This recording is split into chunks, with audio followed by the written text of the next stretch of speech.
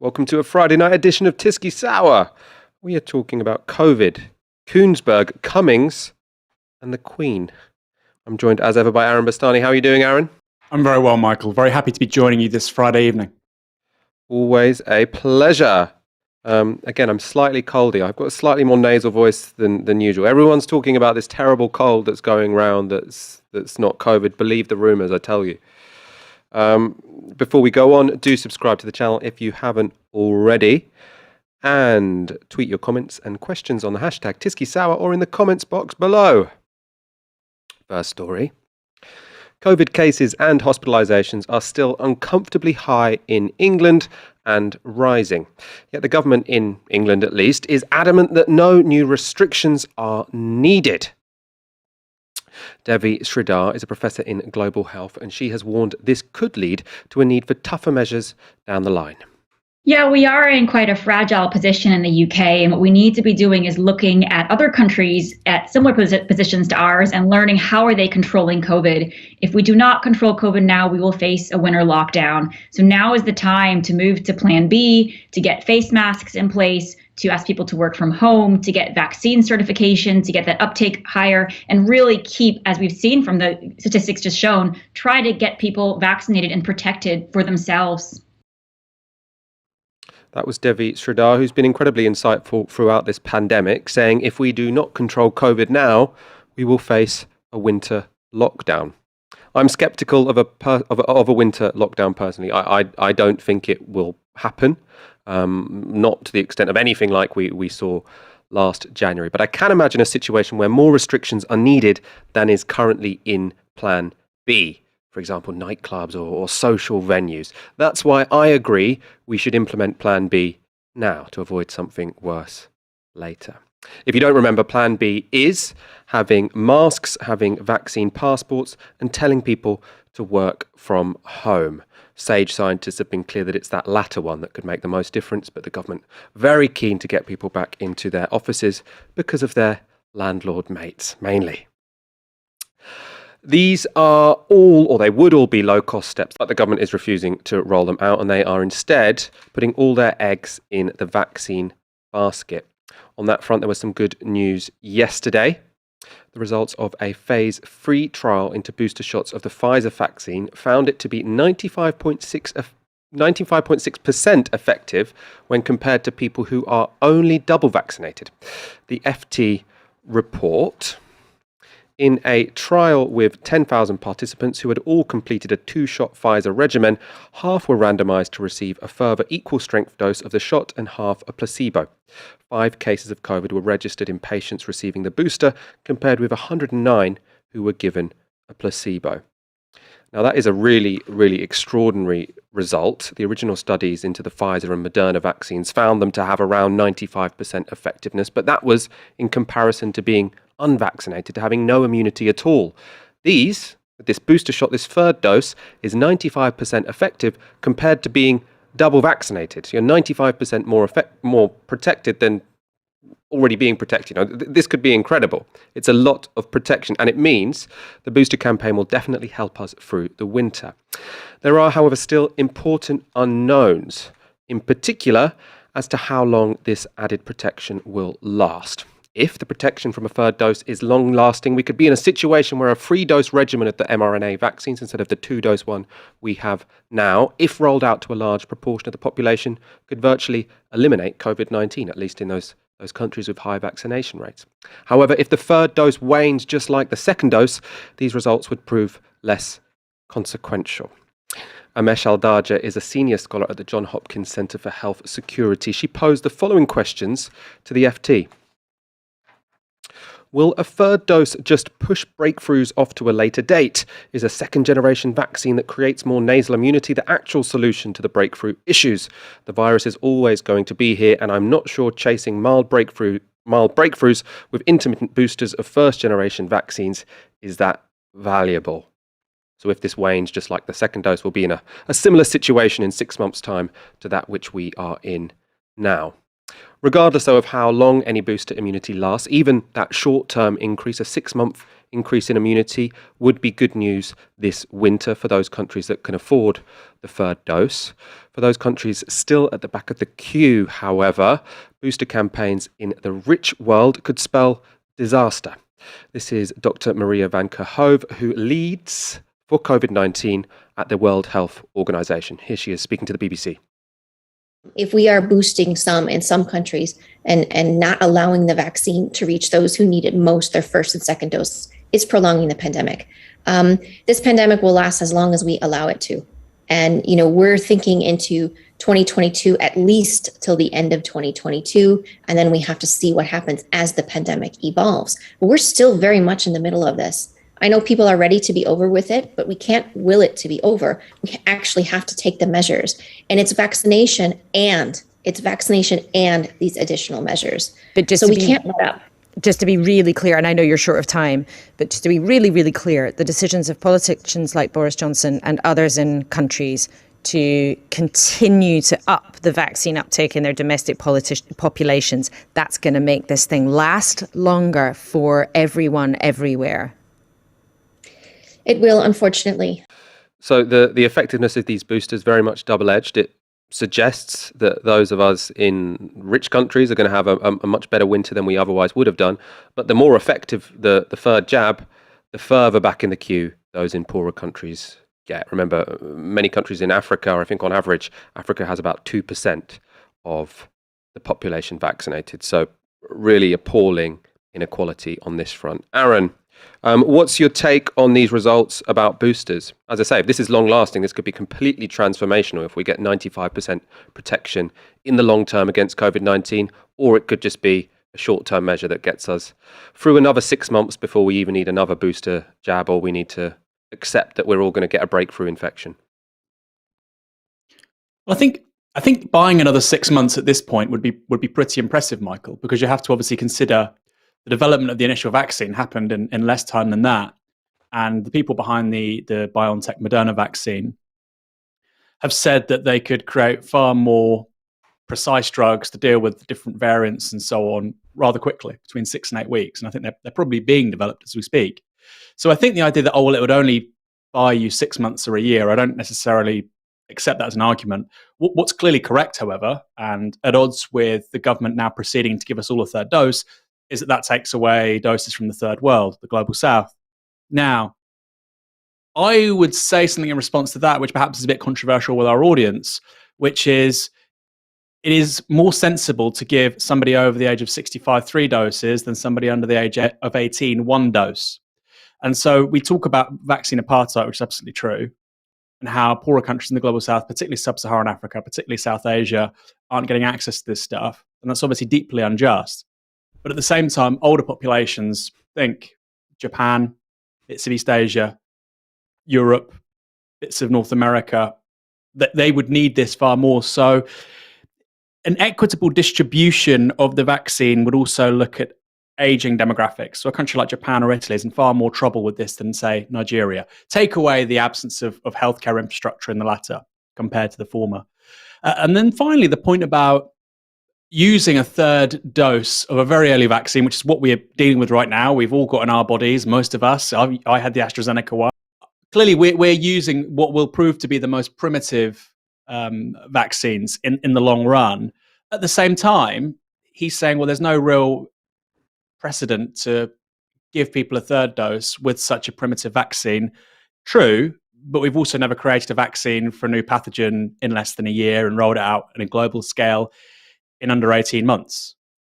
So, the idea that you talk about precedent and what you've done in the past when trying to sort of make sense of how we're responding to COVID, I don't necessarily buy. And look, at the end of the day, particularly in democracies, in Britain or in the US or in France or in Italy, the head of state, the political class, is always going to look out for their people rather than the global common interest because they're seeking re-election. And we've seen what happens if you don't get on top of this. The economy closes down, mass demobilization, creates potential political stability problems, and so on. Trump was not re-elected because of COVID. The likes of Macron and Johnson, they don't want to do that. So yes, of course they should coordinate, but they're not going to within reason. There'll be a little bit of coordination, but nowhere near enough. And I suppose that's why, I mean, the WHO, the clip we showed you was from the COVID lead for the WHO. I hear them quite a lot speak about how, we need to ramp up the donations from rich countries to poor countries. And I absolutely agree, we do. We've pledged way more vaccines than we've actually given. We really haven't sort of matched the rhetoric there. But I hear them less often sort of hammer home this point about we need to create the infrastructure to generate vaccines in poorer countries. I would like to hear a bit more of that, and about loosening the patents, which countries such as South Africa and India are desperate to do. Moving on from vaccines and the non-pharmacological interventions, or non-pharmaceutical interventions, we are getting mixed messages from the Tory party when it comes to masks, and in particular when and where we should wear them. On Wednesday, after the experts had encouraged the public to wear masks in crowded spaces, the FT Sebastian Payne made a pretty decent point at a Downing Street press conference.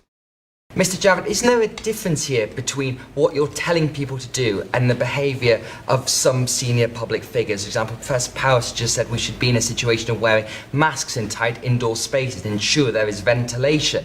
In the House of Commons today, the benches were completely packed. Nobody on the Conservative side was wearing a mask. And one of your ministerial colleagues said that he was planning a Christmas party, which seems to go against the kind of advice we're being given. So isn't there a slight difference between you're telling the public to do one thing and acting differently yourselves? Well, I think Seb, that is a very fair point, and think that we, as I say, we've all got our role to play in this, and we, the people standing up on the stage, we play our sort of, let's say, our public roles, and as a Secretary of State, as someone in the NHS, as the head of UXA, we've got big roles to play, but we also have a role to play and set an example as private individuals as well. I think that's a very fair point, and I'm sure a lot of people would have heard you.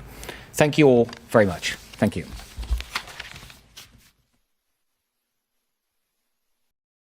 It was a decent question there, and it sounded like Sajid Javid implying there would be a shift from the Tories and that they might start to wear masks. Would we see a shift as we go into winter?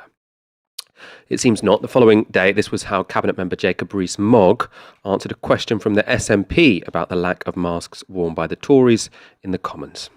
As regards mask wearing, I really responded to the shadow leader. I would say there's no advice to wear face masks in workplaces. And the advice on crowded spaces is with crowded spaces with people that you don't know. We on this side know each other. Now, it may be that the Honourable Gentleman doesn't like mixing with his own side. He may want to keep himself in his personal bubble. He may find the other members of the SNP, who I normally find extraordinarily charming, but he may not take this Catholic view of his other honourable and right honourable members, and I sympathise if that is the case, but we on this side have a more convivial, fraternal spirit, and therefore are following the guidance of Her Majesty's government. That was Jacob Rees-Mogg making out that wearing a mask isn't a polite gesture to those around you. It's actually a sign that you're antisocial. You're not someone who likes to have a convivial relationship with those around you.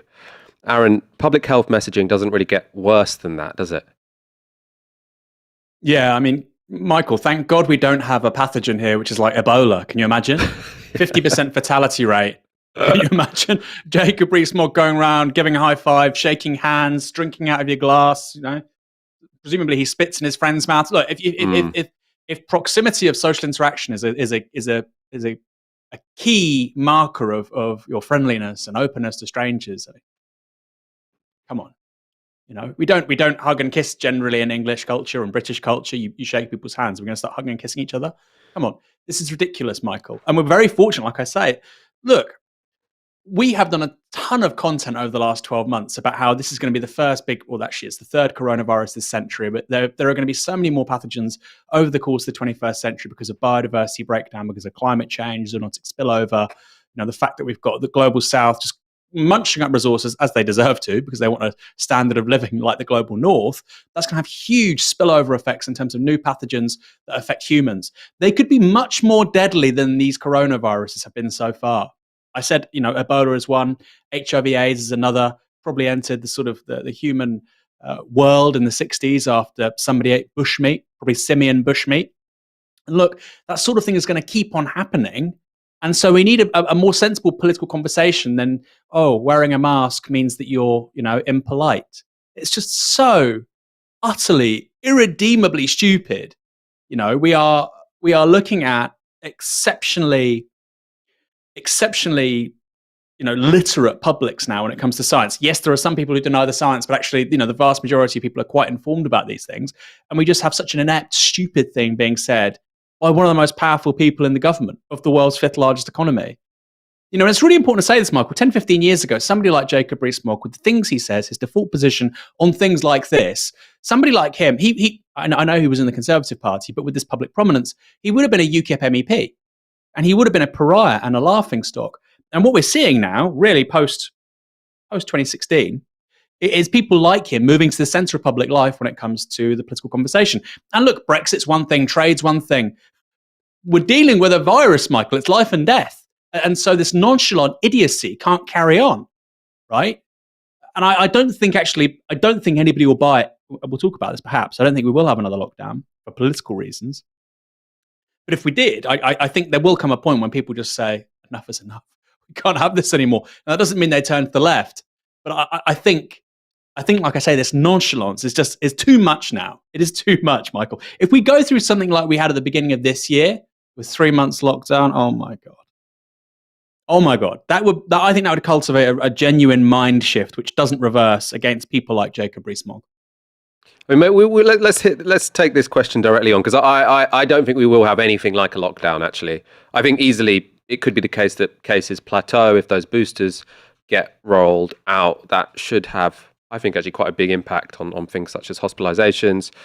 Kids who have been really driving the epidemic over the past couple of months, they're going to start having immunity from natural infection and also from vaccines. You will get some waning. I don't think we're going to have a great winter, but I feel like probably infections are going to sort of continue at this pace of being uncomfortably high without, ever getting above 100,000, for example. Maybe they will. I really don't want to be held on that. But I don't think we're going to see a situation where it seems so extreme that we have to tell people to stop socializing, to stop seeing each other. What I do think is more up for debate is, should we not be taking the simple measures that make the lives of people working in the NHS less hellish, and that mean that we don't have more unnecessary infection and more unnecessary deaths than we need to? I don't really think at the moment the debate is between, absolute catastrophe and lockdown or something reasonable. I think it's between something which is, pretty bad, which is more people dying than need to die, more people getting long-term illness than need to get long-term illness, or something which is quite a bit better, but which, isn't that costly at all. Have some masks. Yes, let's ramp up this booster campaign. Let's tell people to take lateral flow tests all the time. The government have stopped telling people to do that. So it to me seems like we could have simple measures to save some lives, to make the NHS less hell-like. I don't think a lockdown is at all on the table. Aaron, you do think that you still think we might get to a situation where, there's just no choice and it's looking so terrible that the government are going to have to do a massive U-turn and say, sorry, we fucked it again, lads, lockdown. Yes. I don't think a lockdown will happen, like you say, Michael, for political reasons. I think, if you're looking at 200, I don't think there should be a lockdown at 200 casualties a day, unless it's going to make a difference in the long term. And lockdowns are short-term solutions. I prefer the long-term solution. But I think, Michael, clearly there are many countries, if you had 200 fatalities a day, there would be a lockdown. There won't be because of the politics around it. Right? There simply won't be. You can't be Soho Council, Westminster Council, get rid of all the outdoor dining in Soho. You can't be the government, making huge sweeping changes, reversing the universal credit changes, and then say, actually, we're going to have another lockdown. It would fly in the face of everything the government has done, not just on vaccine rollout, on everything it's done for the last year. However, today we're hearing about a Delta Plus variant. So, Michael, it's not impossible, And I think it's fair to say that, we're looking now at really high case numbers. The weather 2 weeks ago, Michael, or a week ago even, was really good. 2 weeks ago was incredibly clement. If you go fast forward now to, let's say, Christmas, people crisscrossing the country, visiting relatives, seeing one another, celebrating, I hope, we deserve it, we all deserve it.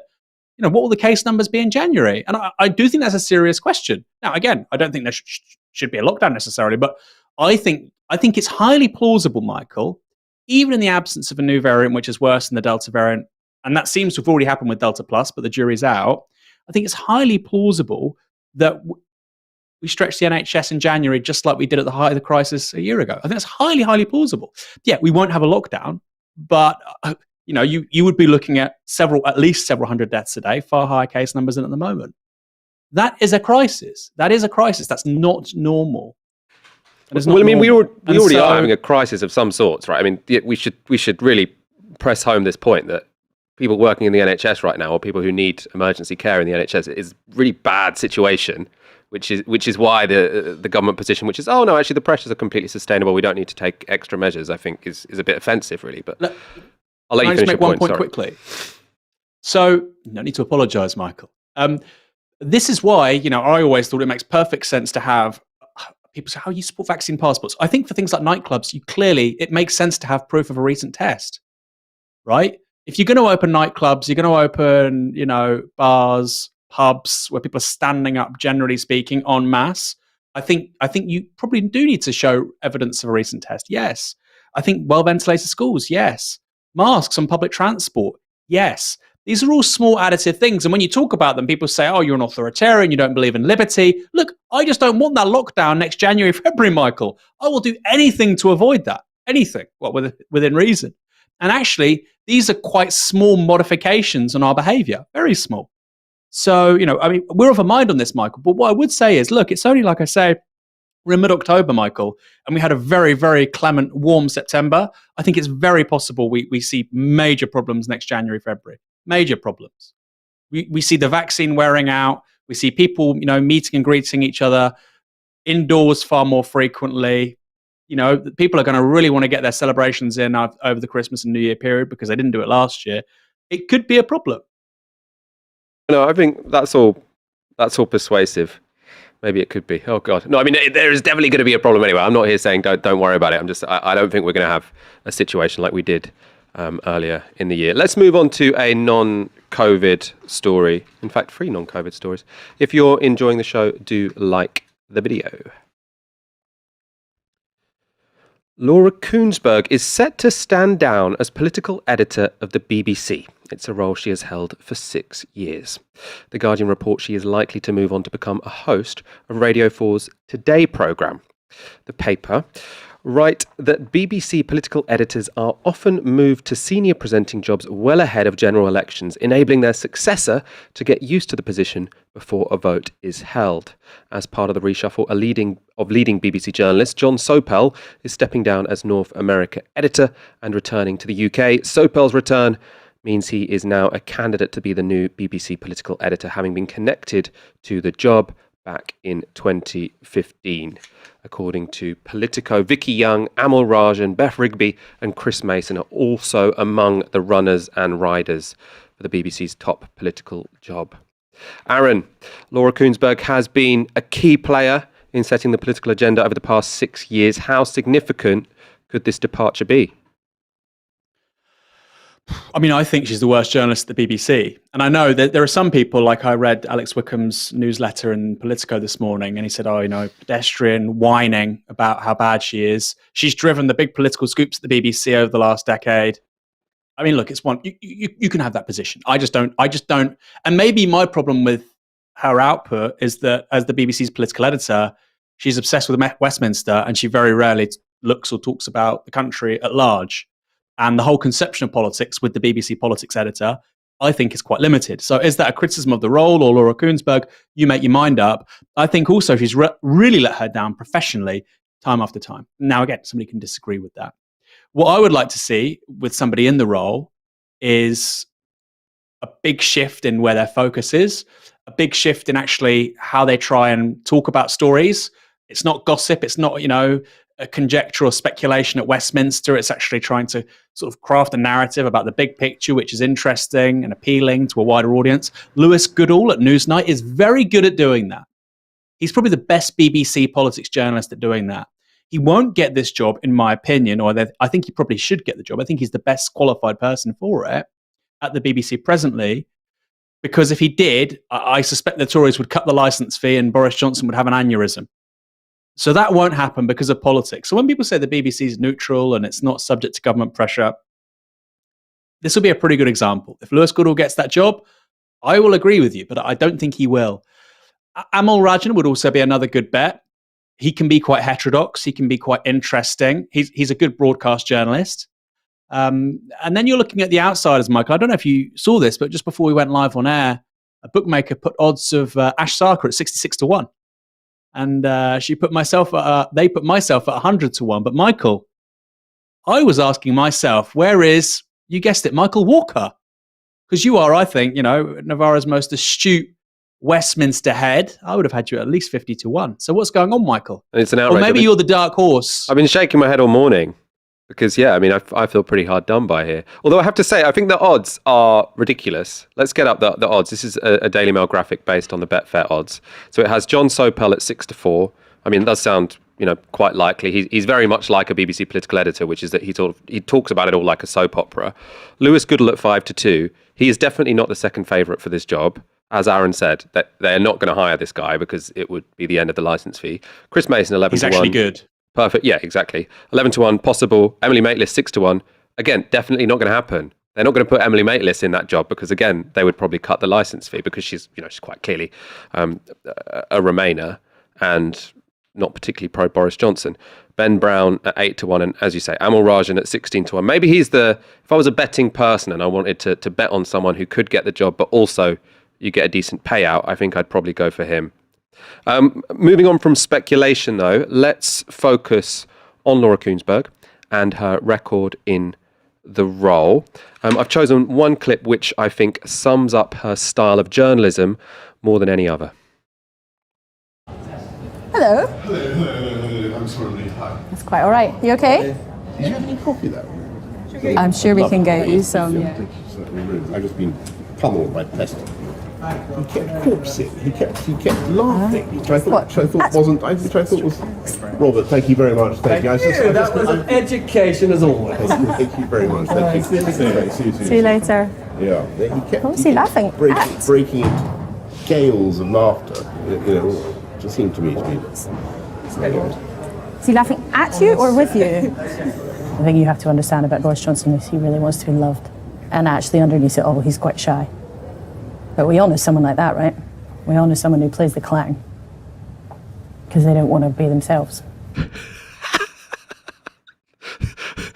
We all know someone who wants to play the clown because they don't want to be themselves. I mean, why I think that really sums up the problems of Laura Kuenssberg is because it's politics as psychodrama, politics as soap opera, but also it's wrong.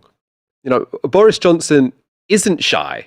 Boris Johnson has a real put-on persona to make him seem awkward. He's actually an incredibly calculated person, as people who write about the occasions where he sort of turns up late to a meeting with his papers all ruffled and he sort of pretends that, I've almost forgotten my speech, and then he does the exact same performance at another charity do in a year's time. He's a very calculated person, and Laura Kuenssberg not only falls for it, but she then projects it to 60 million Britons, which I think is quite frustrating.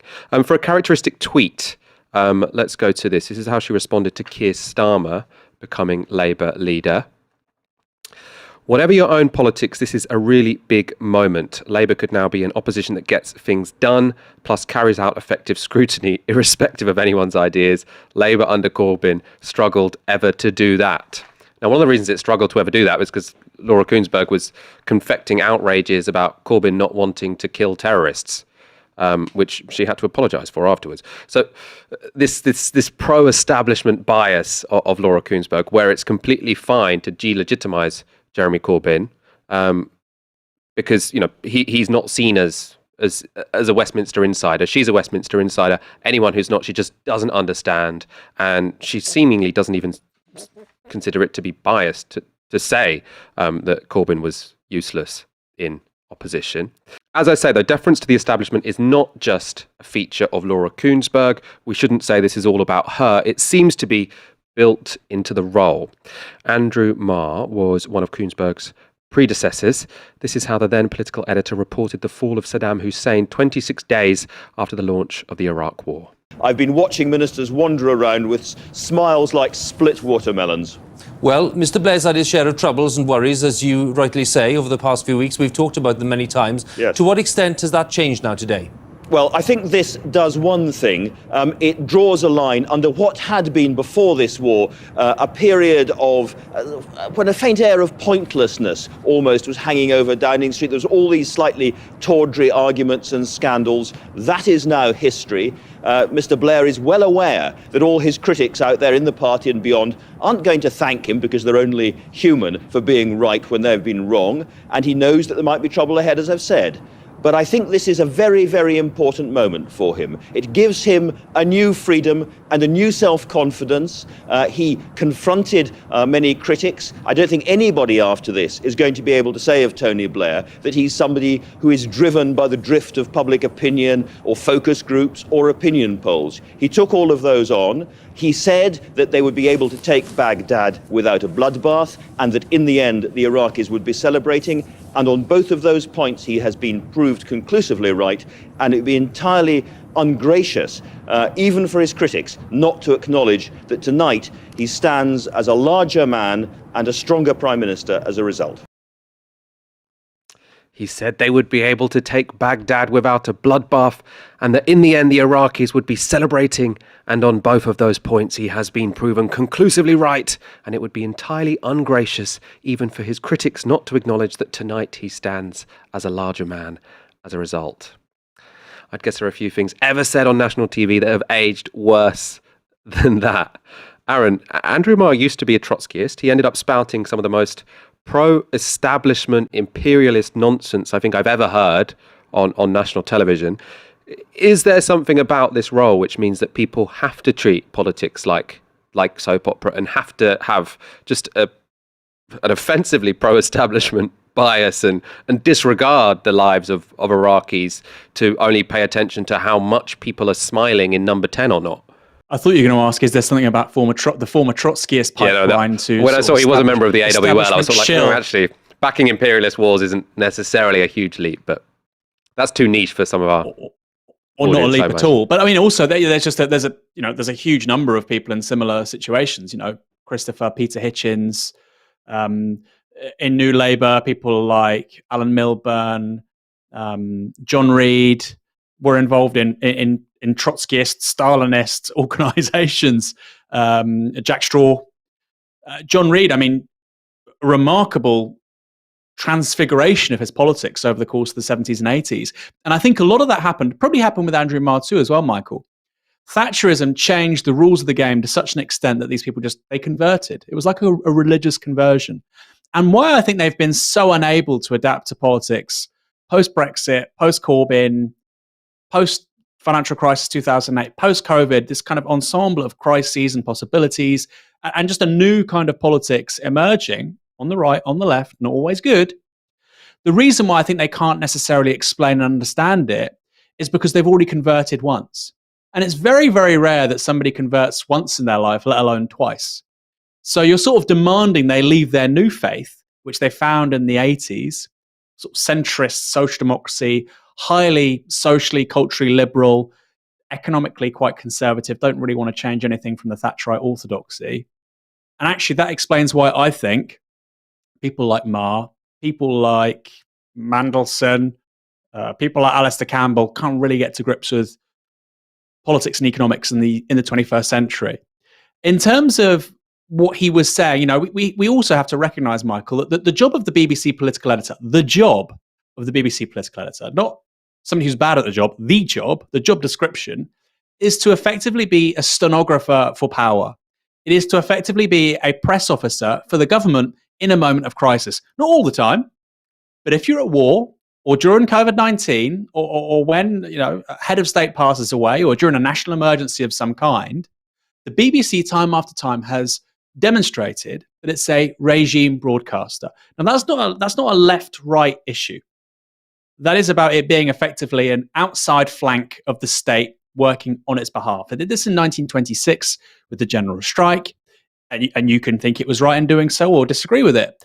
It did something very similar during the Second World War. The same applies. I would agree with that. It was a war against Nazism, but the same applies.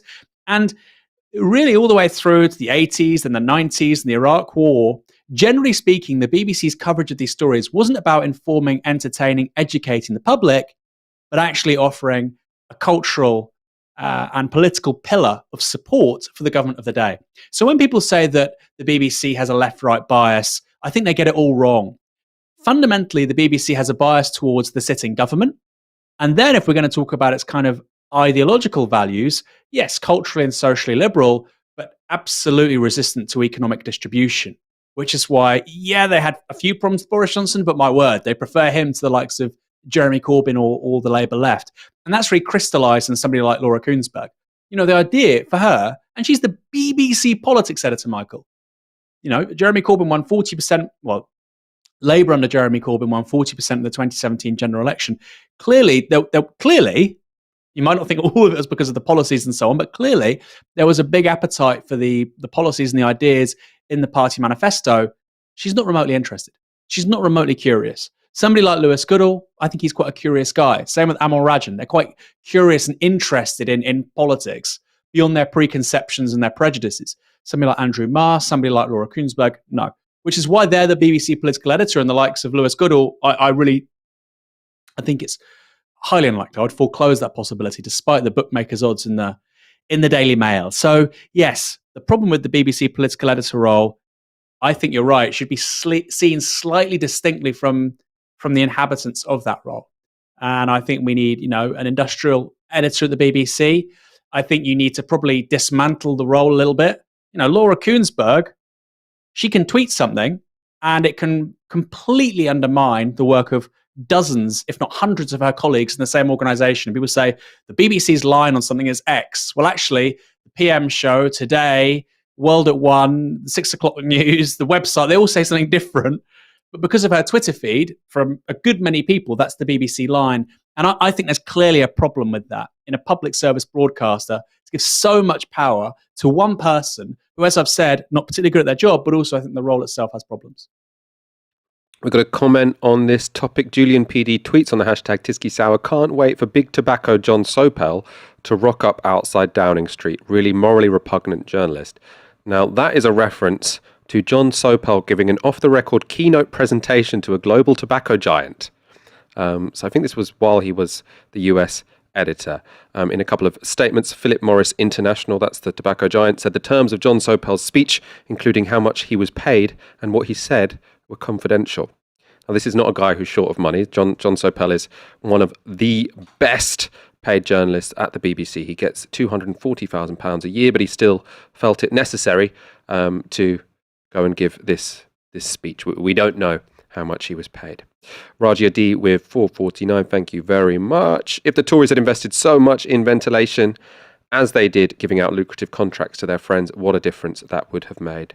A very important point. There would have been some easy steps that could have been taken that could have made this winter a bit less miserable than it could be. We have almost 1,500 people watching the show live, only 291 likes. Let's get those up. It helps us on the algorithm. On last Friday's show, we discussed tweets from Dominic Cummings attacking Keir Starmer as an Uber dud. Well, that attack has now been expanded into a 12,000-word blog post. It's titled, "How Could Labour Win? Swap dud dead player Starmer for a Midlands woman, shift HQ to a Tory-held Midlands marginal, focus on economy and crime." He says Labour should live in the village, focus on the public and marginalise trans BLM nutters, if you'd forgotten how right-wing he is. And then he has a quote from Boris Johnson, "Thank God I'm up against Keir and haven't got to deal with Blair, or I'd be totally fucked." That's Boris Johnson in self-aware mode, speaking in July 2020. As I say, it's 12,000-word blog post. It does have, a lot of interesting content. We're just going to take you through some of the key arguments. So on Starmer, Cummings says he is a dead player. That means he's someone who can only act according to pre-existing scripts. He can't, adapt to the moment or set the agenda. He gives a couple of examples of this. So he says, for all his babble at PMQs, there is no summary of a coherent description of Boris's catastrophic handling of the pandemic. The vaccine success and their failure to make progress has scarred them so much they've abandoned even talking about the fact the PM killed over 100,000 people while making jokes about it. And Starmer has bounced around so much and is now taken so unseriously, it's hard to see how he could do this even if he were given the ammo by someone who knows what they're doing. he goes on. It's so basic, it's a sign of a total dud that he hasn't even tried to have an economic story, particularly when Boris has trolleyed around all year and deliberately ruined relations with his own chancellor, paralysing the government's own economic story. All he can say about jobs, investments, skills, and so on is flat platitudes that leave no mark on the news, never mind public consciousness. Cummings also says Starmer failed to take advantage of Johnson saying at conference that shortages were not his problem. He said Starmer should have been hammering Boris Johnson about that. Instead, he said nothing. And he calls Sir Keir a pro-Remain lawyer who floats around SW1 burbling empty platitudes, parroting every cliche about sexism, racism, trans, so psychologically incapable of challenging the system that he even supports the Met management when they're tweeting advice to women to flag down a bus while the rest of the country clutches their heads. All this is why Cummings thinks Labour should get rid of Starmer and replace him with, in his words, a woman from the Midlands, perhaps Lisa Nandy. That's his suggestion. Once that new leader is in place, he suggests Labour should focus on the economy and on crime. He writes the following. Don't focus the bulk of your activity on the NHS. The public and media will focus on the NHS. This will be good for you. Your challenge is to make progress on the public's other big priorities where you do not have big structural advantages. People already trust you on the NHS in the same way we shoved Boris in a hospital throughout 2019. Lisa should always be on TV with local businesses and police. When it comes to the economy, Cummings says, as you saw there, that they should make connections with small businesses. On crime, he gives a bunch of examples of how Labour should be attacking the Tories on this issue. I'll give you one example just as sort of a taste of what is in there. So he suggests target assaults. All over the country, people see serious assaults causing permanent injuries, getting joke sentences. Get some examples and promise changes so severe a load of the usual suspects attack you. The Tories will implode. David Davis will start some ludicrous civil liberties campaign, which you then hang around Boris's neck, creating more infighting and so on. Other things that Cummings advises is that Labour avoid talking about trans issues or Black Lives Matter, as they make it seem like the party care about things the public don't. Aaron, I mean, it's clear Dominic Cummings is quite right-wing from a lot that is written in his blog post. Is it also the case that on strategy and how one wins an election, he might be talking a bit of sense? He's won a number of campaigns. Not going the Euro, North East Assembly, Vote Leave, and of course the 2019 general elections. That's 4 campaigns. So, if he's if he's offering general rules and laws and dictums and logic about how to win campaigns, I think it's worth listening to. Clearly, this is important to say, that the specifics of what he's saying, for instance, on trans rights, is nonsense. And I think to say, I think this is worth reading, isn't the same as saying, I agree with all of it. I think what he's saying is, what he's saying in that, about, for instance, trans rights, is morally repugnant. I also think, strangely enough, it doesn't actually have any basis in statistical evidence in terms of what people think. All the polling thinks, for instance, it's generally on side with the left's view on this. They don't think it's a hugely salient issue, and you would expect that to be the case. But the idea that sort of the TERFs are the political common sense isn't really accurate. We've done some sort of graphics about this on the Novara media, social media, and so on. I think most people have this default of live and let live. Where they find things strange is that it becomes this big political sort of albatross. But I think that's more of a media confection than anything else. Now, one thing I find really interesting is he refers to the 1992 Clinton campaign, and he says that the Clinton campaign had this really neat method of responding to everybody. They had these rules, healthcare, it's the economy stupid, and something else. Just 3-4 lines. Of course, we've all heard it's the economy stupid. 3 or 4 very simple lines. And you know what this reminded me of, Michael? The 2017 Labour general election campaign, where, Labour had a great rebuttal line to strong and stable. And they said, well, actually, the Tories are strong against the weak and weak against the strong. That was Theresa May's number 1 line, gone, redundant. Secondly, their big core vote is older people. Well, they're going to give you a dementia tax. Wow. That offered exposure on Theresa May like nothing else. Finally, for the many, not the few. Big master frame, you can put on every single policy issue. You slam the Tories. You polarize it, get the majority on side. A masterclass from Corbyn, and actually, look, the people around him in 2017. Of course, nobody in the political in the political media in this country can say that. It's hinted at in that piece. It's hinted at. And that elegance and that sophistication and sort of basic offer, being able to insert every single criticism and policy within sort of 3 or 4 premises, which Labour did in 2017, Keir Starmer is incredibly incapable of doing. You know, when 5 words are due, Keir Starmer says 55. When he was on the TV yesterday, he says the government needs to get a grip. It's out of touch. I'm calling them out. I'm putting them on notice. It doesn't mean anything, Keir. And one thing that really did stick with me, finally, was the observation that when you're doing press, particularly say a piece to camera for the 6 o'clock news, it doesn't matter what you say. You have to understand that the median voter is watching you effectively with the volume turned off, if not literally, metaphorically. And I think a perfect example of that, Michael, was immediately following the Hartlepool by-election. Boris Johnson was up in Hartlepool by a Royal Navy, this is a sightseeing place, I can't remember the name of the boat, a historic boat, up in Hartlepool, talking to people, shaking hands, being a man of the people. Meanwhile, Keir Starmer was in Westminster next to some folders, looking very staid, looking very uncomfortable, very claustrophobic. Now, in the minds of the people advising Keir Starmer, you look prime ministerial, you're at Westminster, you look like a proper politician. And look, people don't want a political incompetent in charge of a party, and they don't want somebody who's chaotic and crazy in charge of the country, although arguably we've got that with Boris Johnson. But at the same time, you have to look normal. And there's this weird thing, Michael, with the Labour centre in particular. They've internalised this massively. You have to be kind of weird and odd and incapable of communicating clearly, incapable of getting on a level with most people. They have this weird Labourese accent, like they all talk in the same stilted, estuary English way.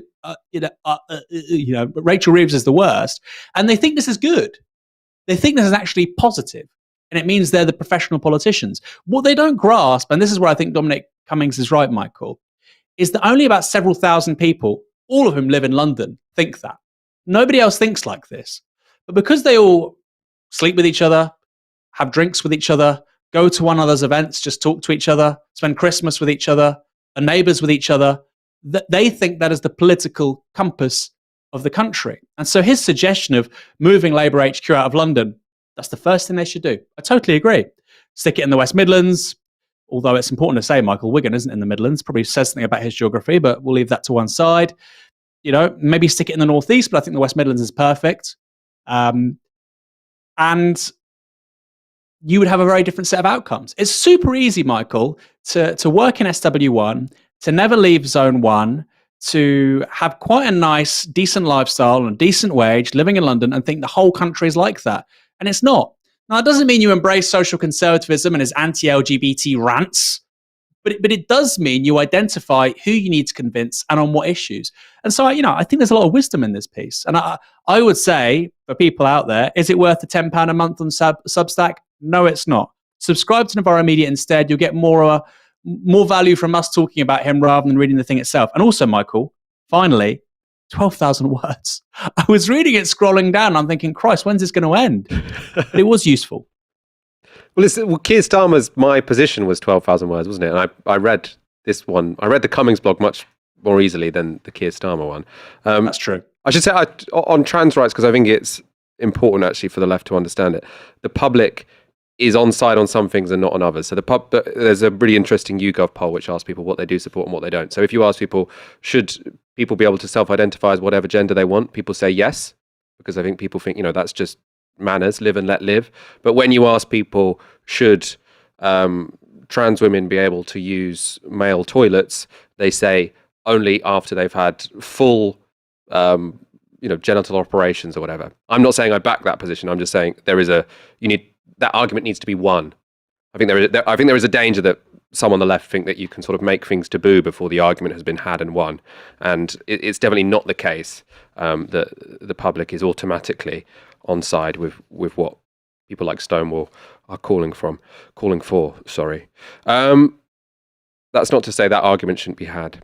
Let's go to some of the interesting exchanges which resulted from that blog. We're going to go to Paul Mason's response. He says, in Dom's brain, where 500,000 Labour members are just cannon fodder, the leadership would focus relentlessly on crime, anti-trans stuff, and go relentlessly for swing voters. That's exactly what Labour's own focus groups also say. But the reason this cannot happen has nothing to do with Starmer being dud. It is because the party is an active coalition of social forces that do obsess with various aspects of the social liberal agenda. Cummings completely underestimates the potential power of Labour as a social coalition. The inescapability of its slow, lumbering, bureaucratic modus operandi is inseparable from its power to enact change. Because ultimately, for Cummings, and here's the sad part, the reality of class struggle does not exist. Its dynamic remains mysterious as they can't be MRP polled. And so the huge and dramatic shifts that are possible once people get on the streets, irrespective of what the bureaucracy does, are not in his playbook. He goes on, Cummings, for example, thinks it's really cool that Johnson won by proroguing Parliament and lying to the Queen. He looks through the mass active resistance movement we built simply because it lost, and thus sees BLM, Me Too, Gaza, etc. as threats to narratives, to Labour's narrative, rather than opportunities. So to that thread, the idea of using proroguing Parliament as an example where actually it was the movement that won that battle, or where it doesn't think it won it, but ultimately was strengthened.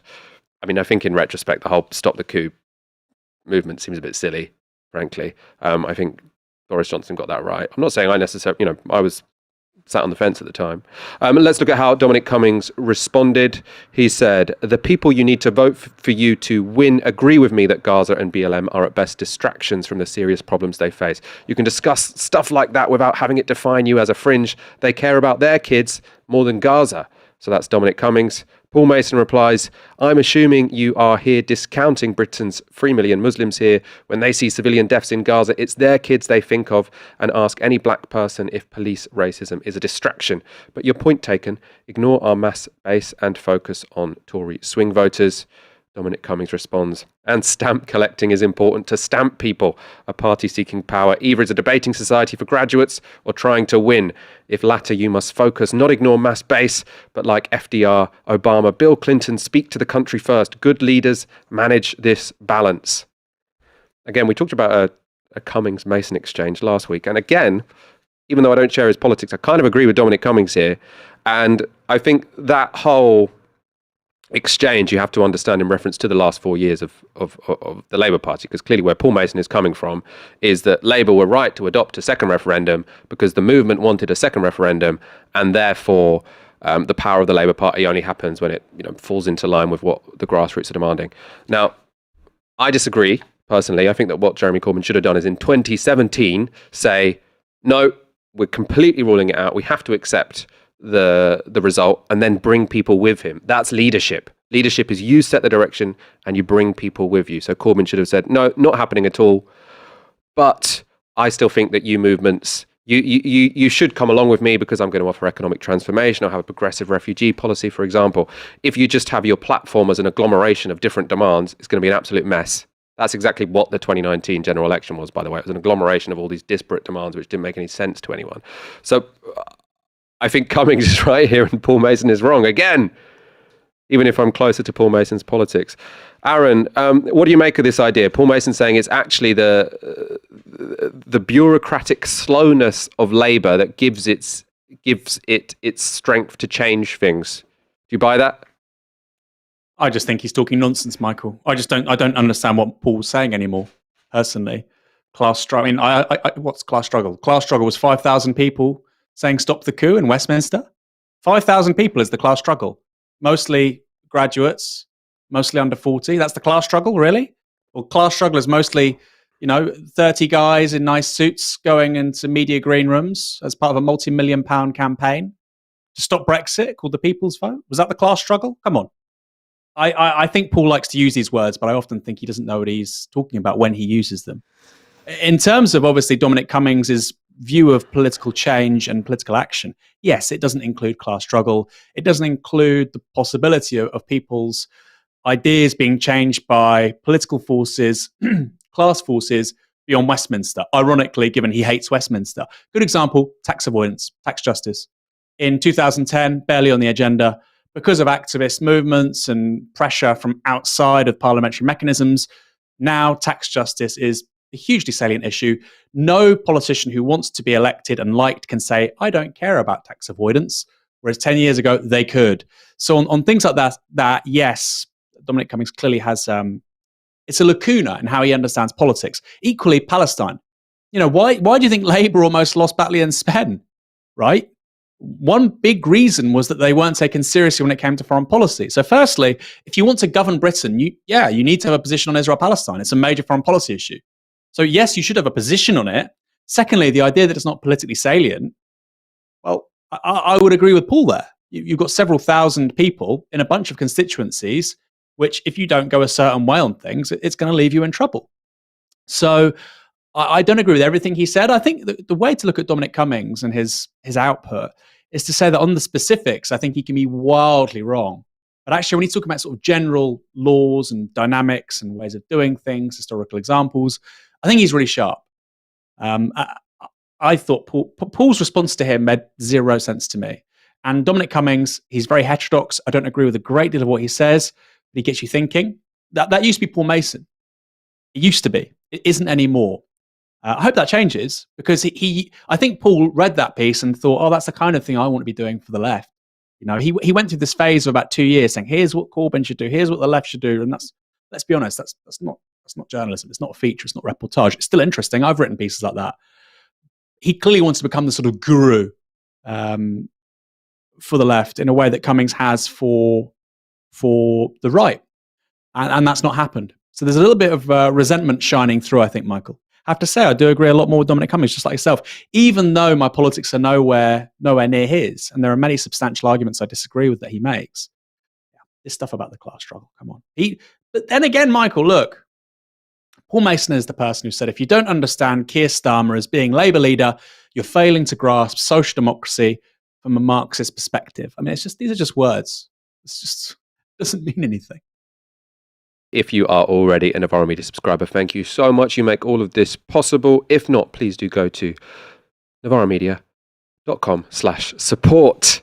And we ask for the equivalent of 1 hour's wage a month. We really do appreciate it. That's what keeps this whole thing going. Final story. The health of the Queen is once again a subject of speculation among Britain's press.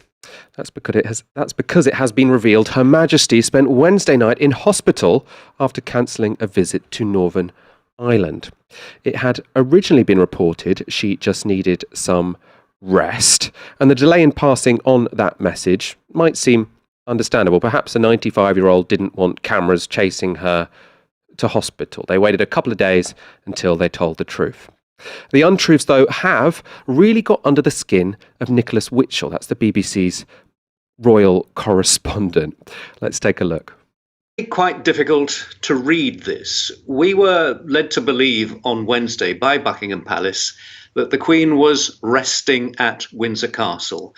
And as we were being told that by Buckingham Palace, and of course we were relaying that to our viewers and listeners and newspapers to their readers, in point of fact, she was in hospital undergoing these what are now described as preliminary investigations. So we weren't given the complete picture then, the palace, and one can understand the palace's perspective on this. They would say that the Queen is entitled to patient confidentiality, to medical privacy and that sort of thing, notwithstanding that she is the head of state and that millions of people in this country and around the world will be concerned.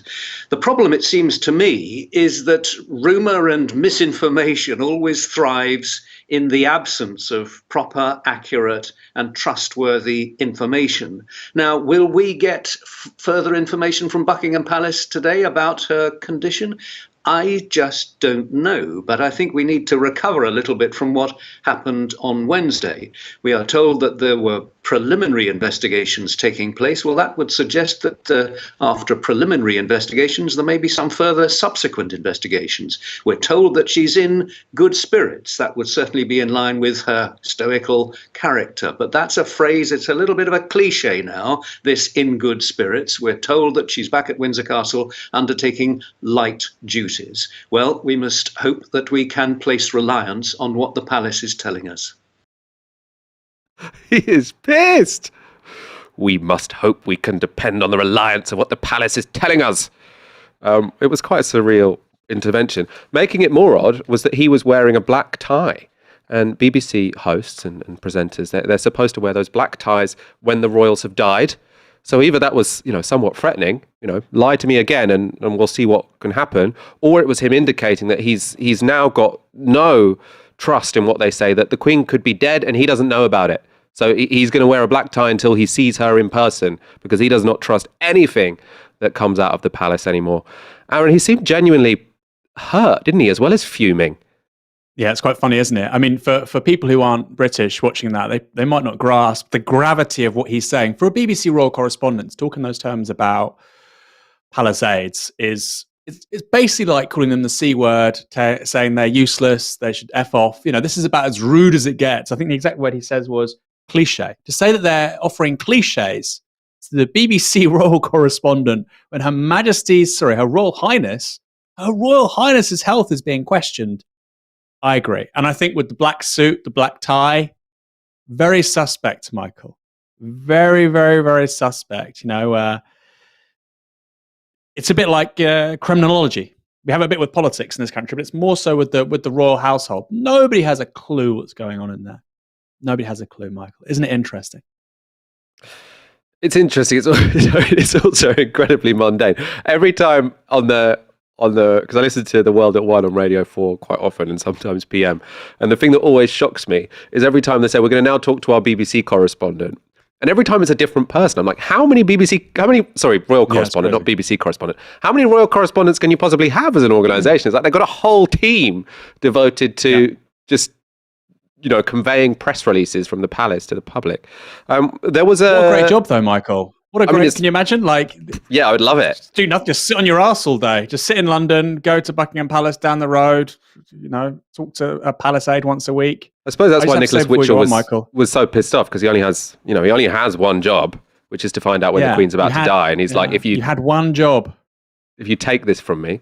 I want to go to a quote from The Guardian. It was from a story about Laura Kuenssberg moving on, but it was, I think, telling when it comes to how seriously the corporation takes covering the royals and the potential death of the Queen. Let's go to it.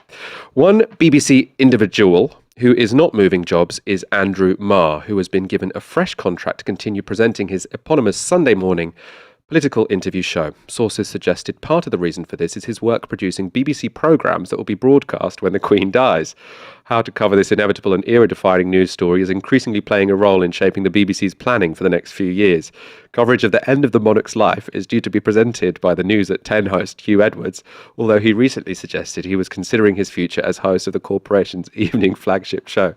So for this story, which, it will clearly be a big news story, but it's not exactly surprising, is it? This 95-year-old is one day going to, sadly pass away, and the BBC is not letting people retire or move on until she dies. So Andrew Marr has got his Sunday morning gig, even though, I think he's not a particularly good interviewer. He's never very good at sort of getting... he's never very good at putting interviewees in an awkward situation in the way that someone like Andrew Neil is. I think they should probably try someone else. But apparently the reason he is remaining in that job is because he's made some, prior documentaries about the Queen dying, and they're going to keep him in that role until she goes. So if she lasts another 10 years, that's another 10 years of the Andrew Marr show. And Hugh Edwards, what if he wants to resign? He can't resign because he's due to host the show when she pops her clogs. Aaron, it's kind of extraordinary, isn't it, that the national broadcaster who has what job is determined by them all not wanting to rock the boat until a 95-year-old passes away. What a way to run a multi-billion-pound organisation. Can you imagine any other organisation that's, sorry, you're going to be the chief of operations until this person dies? Could be 10 years. Sorry. You could be in your 70s. Sorry. You might get ill. You might have a terminal illness. Sorry. It's unbelievable, isn't it? I think as well, Michael, in a way, a more substantial story, because this is, of course, just speculation, is that Barbados got its first, elected president in the last 48 hours. Barbados is going to become a republic. And I think what's an open secret, really, is that many of these countries in the West Indies are going to become republics. We have the Commonwealth still, and the Queen is still the head of state for a great many countries. And that will change, and it will accelerate once Queen Elizabeth II dies. And so that adds an extra gravity to the political nature of her passing when it happens. It's going to be a truly extraordinary event, Michael. In many ways, it will be the sunset on the British Empire. Because, of course, she ascended to the throne in the 1950s. Britain was still very much an imperial power, still very much a world power. This was a country which developed, commercial nuclear energy before the United States, before China, had a satellite program, had nuclear weapons before China, I believe. It was a world power when she was the monarch. Was, of course, outside the European Union. You started the global sterling area. And, of course, now in 2021, Britain is just a regular country in the North Atlantic, 65 million people, medium-sized economy, well, large economy, but, just a medium-sized power. It can do really impressive things, but only in collaboration with other countries. And she is kind of the avatar of that thing which is lost. And so when people say, there were no black people in British history, this is ridiculous, it's always been a white country, it's like, well, Britain was an empire. Britain fundamentally was the British Empire. It referred to this thing which covered, in the last century, a quarter of the planet's surface. And she's the last remnant of that. And so when she goes, institutions like the BBC, the military, the British establishment are fundamentally going to have to re-examine who they are, what they're about, what this country is about. And of course, they don't want to do that. And so the act of mourning will be so inflated, so theatrically over the top. And the reason why is because they want to extend this sort of political status quo further. It's going to be very difficult, though, as the example of Barbados shows. Many people had respect, both inside Britain but also beyond it, had respect for the institution of the monarchy because they had respect for the person of Queen Elizabeth II. And once she passes away, then that loyalty, that fidelity, that respect for the institution, all of a sudden that looks a lot more questionable.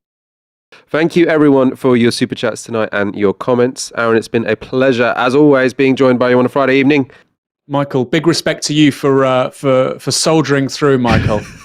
Good to see a bit of British grit. I have had a lateral flow test, don't worry.